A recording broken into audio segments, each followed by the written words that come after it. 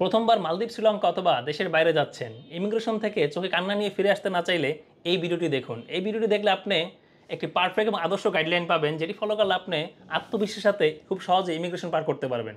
So ভিডিওটি না টেনে ফুল ভিডিও দেখুন এবং আমাদের চ্যানেল নতুন হয়ে থাকলে চ্যানেলটি সাবস্ক্রাইব করে বেল আইকনটি বাজিয়ে রাখুন। খুশির খবর হলো, বাংলাদেশের জন্য মালদ্বীপ, শ্রীলঙ্কা যেতে ভিসার প্রয়োজন হয় না, অর্থাৎ অনারেবল ভিসা। আপনি যখন মালদ্বীপ যাবেন, যাওয়ার 36 থেকে 72 ঘন্টা আগেই মালদ্বীপের নির্দিষ্ট ওয়েবসাইটে গিয়ে একটি ইমোগো নামে ফর্ম পাবেন, সেই ফর্মটি পূরণ করে নেবেন এবং সেই ডাউনলোড দিয়ে সাথে রাখবেন। এরপর আপনার টিকিট অনুযায়ী টিকিটের প্রায় 3 থেকে 4 ঘন্টা আগে আপনি এয়ারপোর্টে পৌঁছে যাবেন। এয়ারপোর্টে পৌঁছে খুব সিম্পলি প্রথমে গিয়ে আপনি আপনার বোর্ডিংটা শেষ করে নেবেন। এবার ইমিগ্রেশনের পালা। ভয় পাওয়ার কিছু নাই, আপনার যদি লিগ্যাল থাকেন এবং আত্মবিশ্বাসী থাকেন তাহলে খুব সহজে আপনি ইনশাল্লাহ ইমিগ্রেশন পার হয়ে যাবেন। ইমিগ্রেশন পুলিশ মূলত আপনাকে জানতে চাইবে আপনি কেন বিদেশ যাচ্ছেন, আপনার যে রিজনটি বলবেন সেটি সঠিক কিনা সেটি খতিয়ে দেখে মূলত তার কাজ। এবং এর পাশাপাশি আপনার কাছে অনেকগুলো ডকুমেন্ট জানতে চাইবে বা দেখতে চাইবে।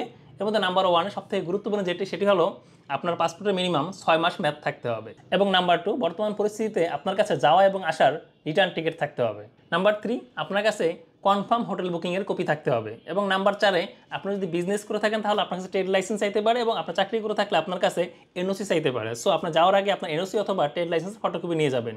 এবং নাম্বার 5, সেটি হলো টিন সার্টিফিকেট। আপনার কাছে টিন সার্টিফিকেট দেখতে চাইতে পারে। সো যাওয়ার আগে আপনি টিন সার্টিফিকেট নিয়ে যাবেন। এবং আপনি যদি রিটার্ন জমা দিয়ে থাকেন সেক্ষেত্রে মাঝে মধ্যে আপনার কাছে রিটার্ন জমার স্লিপও চাইতে পারে। সো যাওয়ার আগে টিন সার্টিফিকেট প্লাস রিটার্ন জমার স্লিপ আপনি ফটোকপি করে নিয়ে যাবেন। 6 নম্বর, আপনার কাছে ওরা ব্যাংক স্টেটমেন্ট দেখতে চাইতে পারে। সো আপনার যাওয়ার আগেই ব্যাংক থেকে ব্যাংক স্টেটমেন্ট এবং ব্যাংক সলভেন্সি তুলে নিয়ে যাবেন। মাঝে মধ্যে এটাও করতে পারে যে আপনার ব্যাংক স্টেটমেন্ট যে অ্যামাউন্ট আছে, ধরুন আপনার ব্যাংক স্টেটমেন্ট দেখাচ্ছে লাস্ট ব্যালেন্স আপনার 50,000 টাকা, ওরা আপনার অনলাইনে মোবাইলে চেক করতে পারে যে আপনার অ্যাকাউন্টে অ্যাকচুয়ালি এখনও 50 টাকা আছে কিনা বা দূরে ম্যাচ করে কিনা। সো এই বিষয়টা খেয়াল রাখবেন। সো নার্ভাস না হয়, যে বিষয়গুলো আমরা ইতিমধ্যে আলোচনা করলাম সেই বিষয়গুলো আপনি একটু আত্মবিশ্বাসের সাথে প্রেজেন্ট করতে পারলেই আপনার বাংলাদেশের ইমিগ্রেশন কমপ্লিট হয়ে যাবে ইনশাআল্লাহ। সফলভাবে ইমিগ্রেশন শেষ করার জন্য আপনাকে কনগ্রাচুলেশন। আপনার প্লেন আপনার জন্য অপেক্ষামান, উঠে পড়ুন এবং প্রায় 3 থেকে 4 ঘন্টার মধ্যেই পৌঁছে যাবেন আপনার স্বপ্নের দেশ মালদ্বীপে।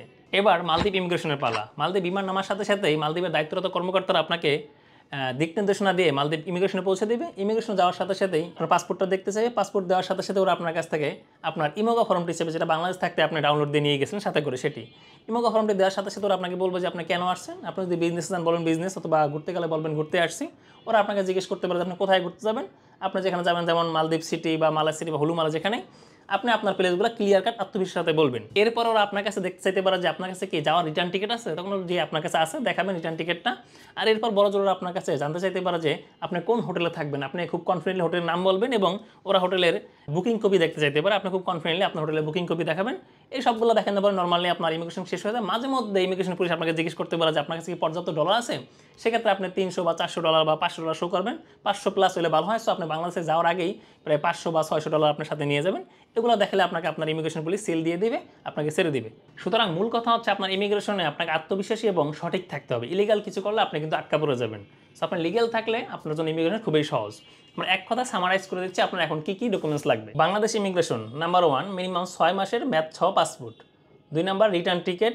3 নাম্বারে আপনার লাগবে কনফার্ম হোটেল বুকিংয়ের কপি। 4 নাম্বারে আপনার চাকরিজীবী হয়ে থাকলে এনওসি, এবং বিজনেসম্যান হয়ে থাকলে ট্রেড লাইসেন্স এবং টিন সার্টিফিকেট সাথে রিটার্ন জমা দেওয়ার স্লিপ। 5 নাম্বারে আপনার ব্যাংক স্টেটমেন্ট। এবার মালদ্বীপ ইমিগ্রেশন, নাম্বার 1, আপনার কাছে পাসপোর্ট দেখতে চাইবে। পাসপোর্ট দেখার পরে ইমোগো ফর্মটি চাইবে। এবং নাম্বার 3-এ আপনার রিটার্ন টিকিট দেখতে চাইতে পারে। এবং নাম্বার 4-এ আপনাকে যেটি লাগবে সেটি হলো হোটেল বুকিংয়ের কনফার্ম কপি। এবং নাম্বার 5-এ আপনার কাছে ক্ষেত্রে বেশি ডলার চাইতে পারে। আপনার কাছে ক্যাশ কত ডলার আছে।